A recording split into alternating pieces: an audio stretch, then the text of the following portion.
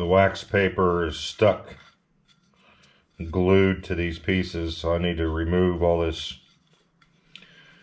damn glue. I should have probably wiped this stuff off before I put the paper on it. Yeah. A little bit of sanding. Prep these blanks so that I can cut them into another little segments. I think the segments in the previous clip were 1.25 inches long on the long side. Let's see. I think I have extra here. Yeah, here we go. Here's a piece of mahogany.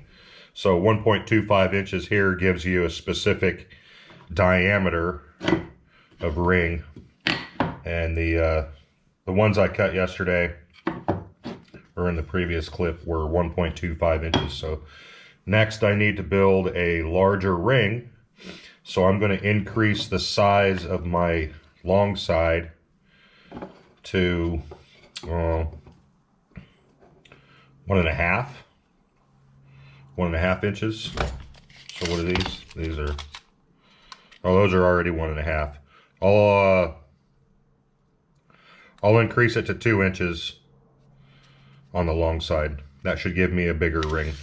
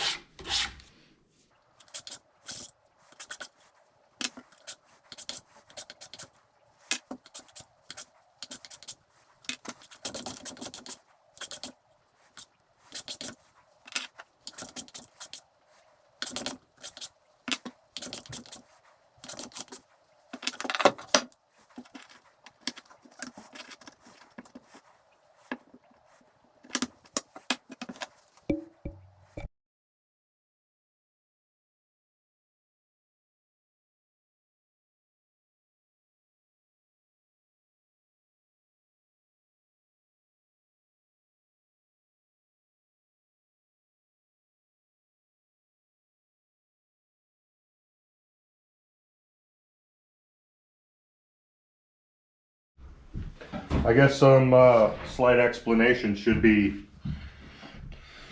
done on this piece, this sled deal here. Common sense tells you that, you know, these arms or these fences are set at a specific angle according to this face, this saw face right here.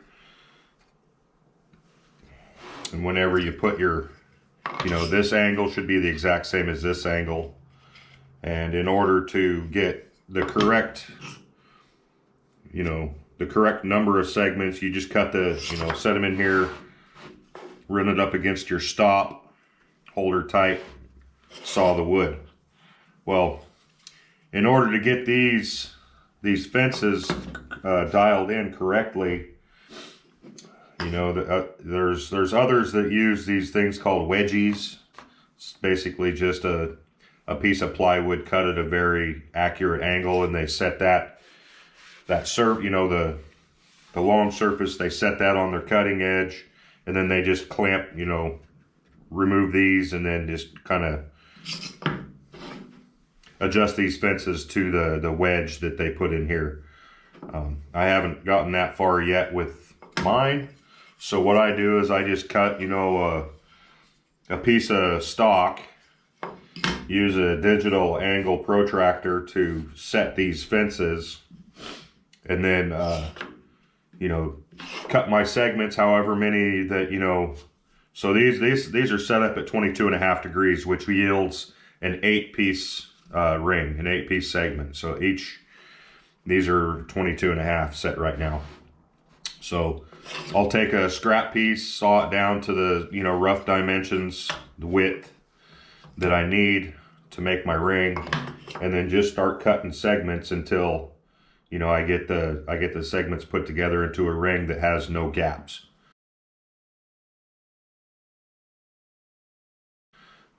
A little bit of trial and error to get her going, but once it's set, it's good to go. For measuring the length of our long side, I use a steel rule, and I just set it in here and measure straight from here to the edge of the cut. And that typically gives me, well, I add the kerf width of the blade, 1/8 inch. So we're going to have to set this to 2 inches. We'll just move this over a little bit until we get 2 1/8 inches on our ruler. It's about right there. Lock her down. So now every single one of these pieces that we cut is going to have a 2-inch long side going forward. What else? So yeah, this sled is pretty simple. You know, it's just got a piece of that Craig T-strut stuff down in the bottom T-slot.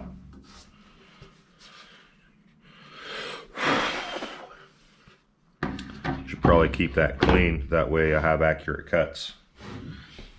Accuracy is king when it comes to doing these segmented turnings, because I mean you can go crazy trying to get this stuff to match up and eliminate gaps and whatnot. But if you do the right stuff, you know, make sure your blade is set at 90 degrees to the table. You know, that's pretty important as well. And then just careful measuring of your stuff. Now, I know I just set that. I'm going to have to reset that here in a minute, because yesterday as I was sawing, I noticed that there was some ticking coming out of my my saw. Now I can open this up, move this out the way, and then let's see, pop my zero clearance fence.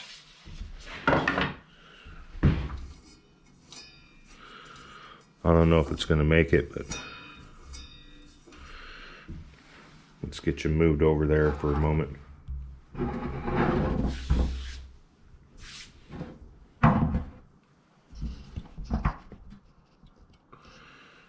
It's dark down there.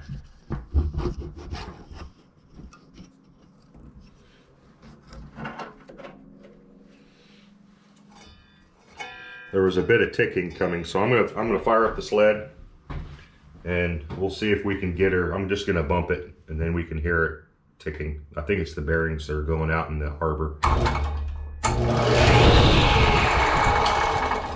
You hear that?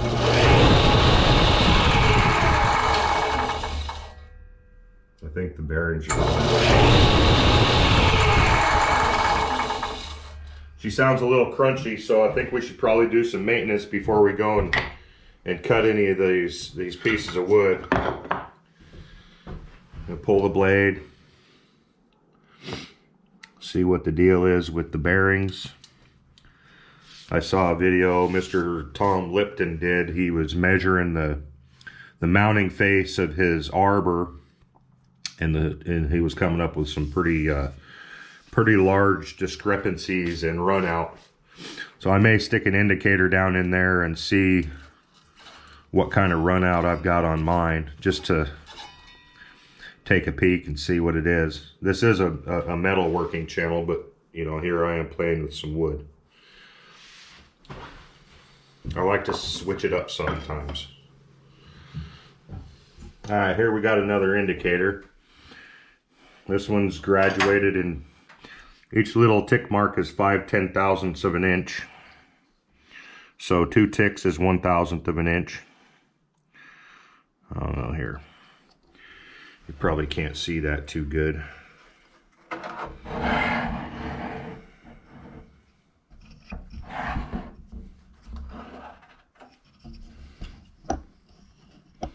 Sorry, I'm going to edit all this weird fucking around stuff out.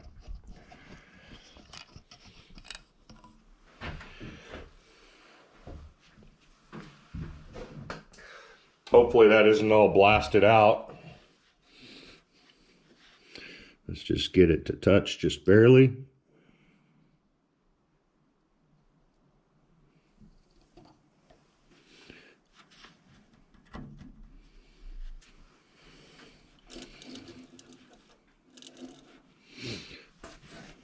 Let me redo this here. Damn it.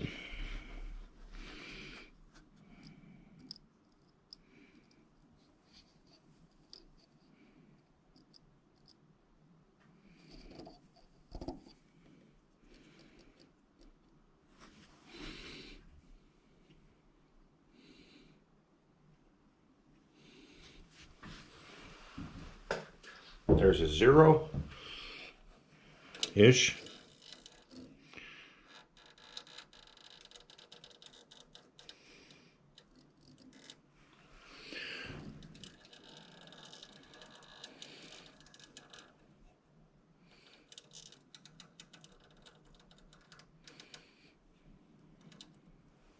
So what is that? That's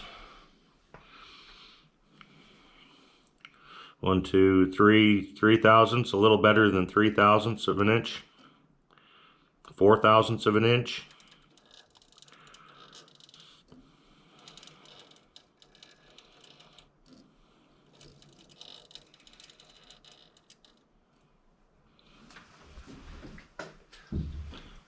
I didn't bring my marker out here. Should mark the highs and the lows.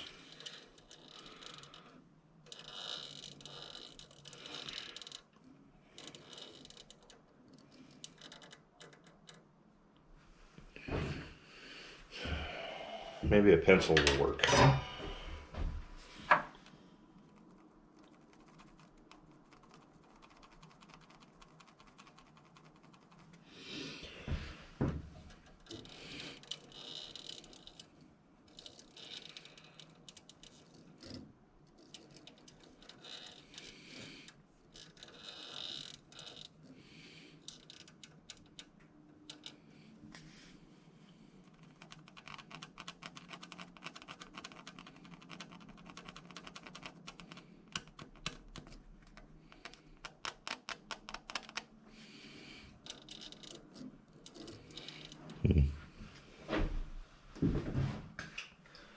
Huh. That was a little more than I thought it was. So with that bit of run out, my saw kerf is not 1/8 of an inch. It's going to be quite a bit more. So it seems What's kind of more concerning is the bearing noise that I'm hearing in this thing. Let me get this indicator out of here before I break it.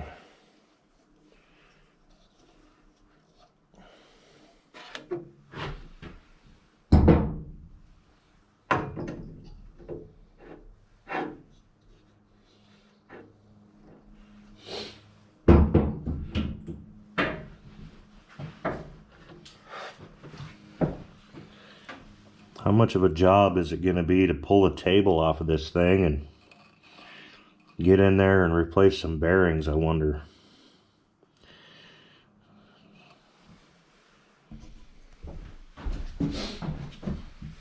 I've decided not to mess with it yet. It seems to be cutting good. I should replace the bearings, but I want to get through this stack of wood first prior to tearing this saw down. It's going to have to, I think the easiest way to go about it is to flip it on its top and work from underneath, and hopefully I can get to the arbor and whatnot to change out the bearings. It's a heavy saw. I don't know if I've given you guys a walkthrough of it yet, but this is an old Craftsman. You know, not a fancy saw by any means. I put a switch in it right there. It's got cast iron wings. Well, I took the one wing off that side because of the space in the connex here isn't very much. The other wing is right down there. The fence sucks. It's pretty well worn out, so every time I set the fence, I have to measure to the fence and to the blade on each side of the blade and tap it, get it, you know, to run exactly where I want it, and then lock the fence down. So that's not, I mean, it'd be nice if I didn't have to take them extra steps, but you know, it is what it is. You know, when you're used to using used, old, worn out equipment, you kind of just bite the bullet and do what you got to do. The motor is, you know, the stock offering, 3/4 of a horsepower with one of those adjustable belt deals on it. I haven't had any problem ripping, you know, 8/4 walnut through it. You just take your time and go slow. And you know, thinking about it, coming back to think about it, I did have issues with the surface finish coming off the blade. You know, when you rip a cut, you know, the surface finish is not the greatest. Maybe that's what that 3/1000ths or 4/1000ths of an inch run out is the reason. Anyways, it's cast iron top. It's a heavy saw on one of these rickety bases. I built a little lifter deal for it. And you just push down on this number and it's on casters. Made a little lock so you could lock the 2x4 down and roll this thing around the shop, but yeah. So that's the saw and my crappity fence. I guess I'll work through some more wood and get a bunch of these wedges cut, or segments rather, since the sled is set up good and it's actually making accurate cuts. I'll get while the getting's good. Continue making segments. And here in the near future, I'll tear this saw down and give her a rebirth with new bearings. Maybe address that run out problem. Anyways, that's the saw.